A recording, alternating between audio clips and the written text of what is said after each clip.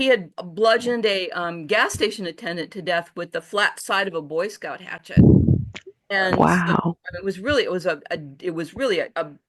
really violent crime. And we picked him up, hit him. We're just like, oh no, there's, there's, There he there's, is. yeah. And it's like, well, we haven't seen him in a while. Let's pick him up and see what he's up to. And he gets in my Oh car. my God. He was a big guy, Yeah. and I was driving a Volkswagen Beetle. He gets in the back of the car and it kind of goes whoop, Like, oh, because Yeah, he was like this big guy, and he gets yeah. in the car, and we, like, what have you been up to? Oh, I don't know, and he's like, yeah, what are you doing? Oh, I'm thinking about, joining the army. I think I need some structure. I'm like, dude, it's Vietnam. You really want to go to the army?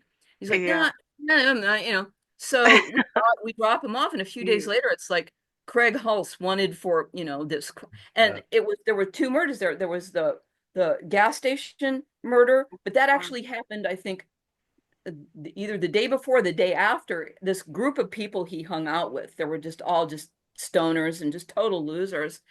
And Yeah. they had kidnapped a school teacher in South Orange County. They carjacked her on the Sand Canyon exit in South Orange County when there wasn't really much down here. I live in South Orange County now. And they kidnapped her and they killed her, and they drove around with her body in her car for the rest Oh of the my day. goodness.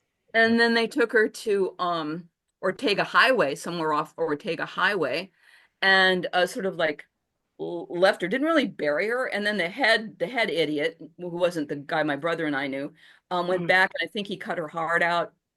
Something like Wow, very savage. Wow.